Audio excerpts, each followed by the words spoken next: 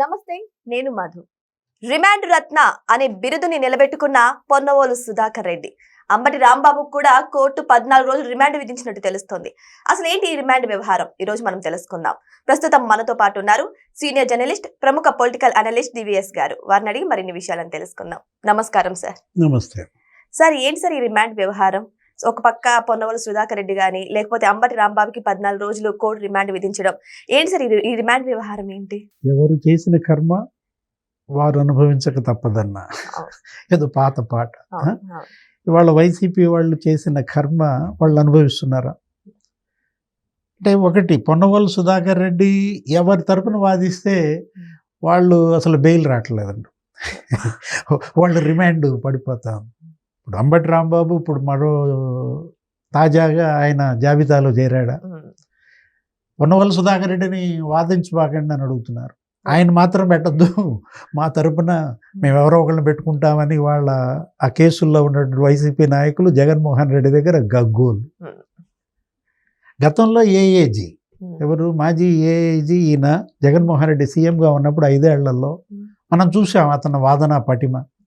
ఆయన ఏంటి, కొంచెం సౌండ్ పెంచుతాడు, కొంచెం మామూలుగా ధాటిగా మాట్లాడతాడు. అసలు ఆయన ఎవరో నాకు తెలియదు అంటుంది షర్మిల. అసలు పొన్నవోలు సుధాకర్ రెడ్డి ఏనాడు మా నాన్నని కలవలేదు, అసలు ఆయన ఎవరో తెలియదు, ఇది ఒక క్విడ్ ప్రోకో అన్నది అప్పట్లో. జగన్మోహన్ రెడ్డికి పొన్నవోలు సుధాకర్ రెడ్డికి మధ్య క్విడ్ ప్రోకో అని బయట పెట్టింది ఎవరు? సొంత చెల్లె. అంటే ఈ రాజశేఖర రెడ్డి భక్తుడు, అతనేదో నెల్లూరు జిల్లాలో ఏదో లాయర్గా ఉండేవాడు అనుకుంటాను. మొత్తానికి ఈ విధంగా చెట్టు కింద ప్లేడర్ కాస్త ఇక ప్యాలెస్ ప్లేడర్ అయిపోయాడు.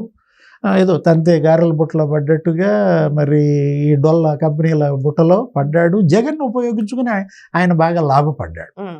ఏది అటు అటు అటు ఆయన వృత్తిపరంగా కావచ్చు, లేకపోతే వ్యాపార పరంగా కావచ్చు, కొడుకుని సెటిల్ చేయడంలో కావచ్చు.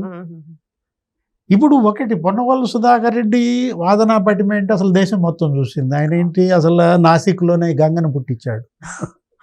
అప్పుడు చంద్రబాబు కేసుల విషయం ఇదే, ఈ స్కిల్ డెవలప్మెంట్ కేసుల విషయంలోనే సంజయ్ ఇతను కలిసి ప్రెస్ మీట్లు పెట్టుకుని, అదేదో అమరావతికి పరిమితం కాకుండా హైదరాబాదు, ముంబై, ఢిల్లీ ప్రెస్ మీట్లు పెట్టి వీళ్ళ యొక్క పాండిత్యం అంతా వాళ్ళ దేశం మొత్తం అప్పట్లో పెద్ద జోక్ అయిపోయింది.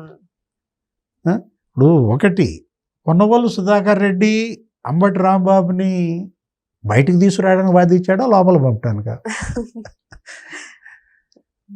ఇప్పుడు ఇవాళ రిమాండ్ వచ్చిందంటే కారణం ఆయన పైన 16 కేసులు ఉన్నాయి రాంబాబు పైన. రాంబాబు ఏంటి, ఆయన సుదీర్ఘ రాజకీయ నాయకుడు. గతంలో మనం చూసాం. అంటే ఆయన ప్రజా ఎన్నికల్లో గెలిచింది తక్కువే. ఎప్పుడో రేపల్ల నుంచి భూమి పుట్టక ముందు గెలిచాడు. 1985 ఆ ప్రాంతంలో ఎప్పుడో ఒకసారే గెలిచాడు రేపల్లలో. ఆ తర్వాత అసలు ఇక అతనికి పోటీ చేయటానికి ధైర్యం చాలకో ఏమో అసలు కొన్నాళ్ళు రాజకీయ వైరాగ్యంలో ఉన్నాడు. రాజశేఖర రెడ్డి సీఎంగా వచ్చిన తర్వాత ఆ పాదయాత్రలో మళ్ళీ స్పీడ్ అయి అతను ఏపీఐఏసీ చైర్మన్ ఏదో చేశాడు. ఈ జగన్ పుణ్యమా అని ఇక్కడ సత్తెనపల్లిలో మళ్ళీ కంటెస్ట్ చేసి గెలిచాడు శివప్రసాద్ మీద. ఇట్లా ఏదో మంత్రి కూడా అయ్యాడు. అంటే ఒకటి, సరే అంచెలంచెలుగా మరి ఆయన అటు ఎమ్మెల్యేగా, కాకపోతే 40 ఏళ్ల రాజకీయం. ఇప్పుడు నిన్న కూడా చెప్తూ ఏమన్నాడు, అసలు మ్యాజిస్ట్రేట్ గారి దగ్గర వాపోయాడంట.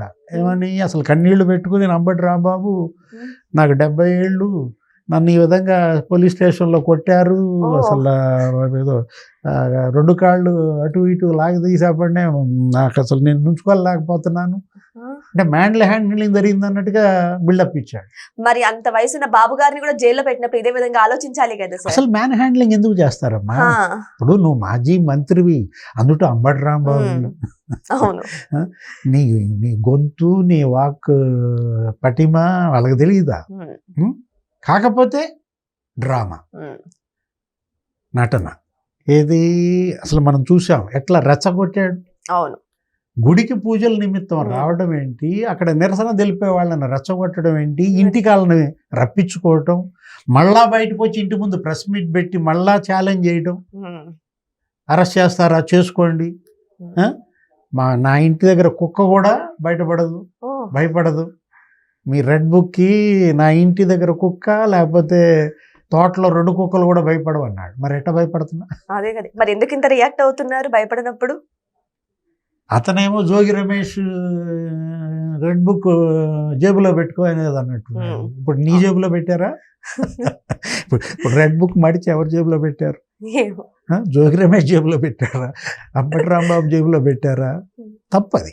ఏది ఇది లేపి దండించుకోవటం అంటే అదే అనమాట. అనవసరంగా ఎందుకు? ఇప్పుడు మీరు గతంలో అధికారం చెలాయించారు, ఏ విధంగా మీరు కళ్ళు మరి పొర్రలు గమ్మి పార్టీ కార్యాలయాలు తగలబెట్టారు. ఇప్పుడు ఇవాళ మీ కార్యాలయం ఎవరైనా తగలబెట్టారా? శాంతి భద్రతలు లేవు అని చెప్పి ఇవాళ ఎమర్జెన్సీ అడుగుతున్నారు. లేకపోతే ఏంటి, ముద్రగడ పద్మనాభంతో లేఖ రాపిస్తాడు. దీన్ని అడ్డం పెట్టుకుని మళ్ళీ కాపుల్ని రెచ్చగొట్టాలని చూస్తారు. కాపు సంఘం ఒక పత్రిక కూడా ఒక ప్రకటన రిలీజ్ చేసింది, రంగాకి అంబటి రాంబాబుకి పోలిక అని వాళ్ళు ఫైర్ అవుతున్నారు. ఎక్కడ రంగా, ఎక్కడ రాంబాబు? అంటే రాంబాబుని తీసుకొచ్చి రంగాన్ని పోల్చడం ద్వారా ఇతను రాంబాబు కాదు కాంబాబు అని కదా ఇతని పేరు. అంటే ఇలాంటి పరిస్థితి రాంబాబుకి వచ్చిందంటే కల్పించింది ఎవరు? జగన్మోహన్ రెడ్డి. చివరికి అంబటి రాంబాబు, జోగి రమేష్ జగన్ చేతిలో ఒక పావులయ్యారు. వీళ్ళ యొక్క దీన్ని అడ్డం పెట్టుకుని అతను మళ్ళా ఇంకోసారి ఆంధ్రప్రదేశ్ పైన పడగెప్పాలని చూస్తున్నారు. పొన్నవోలు సుధాకర్ రెడ్డి మరి ఆయన వంతు మళ్ళా ఇంకోసారి ఏఏజీ కావాలి కదా. జగన్ 2.0లో ఈసారి మళ్ళీ ఢిల్లీలో అవుదామని అతను మాత్రం యథాశక్తి వీళ్ళని జైళ్ళకి పంపడమే పనిగా పెట్టుకున్నట్టున్నాడు. అంటే గతంలో పొన్నవోలు సుధాకర్ రెడ్డి ఏదో కోర్టులో చేసిన వాదనల్లో కూడా జడ్జి పైన ఆయన అరుపులు, కేకలు.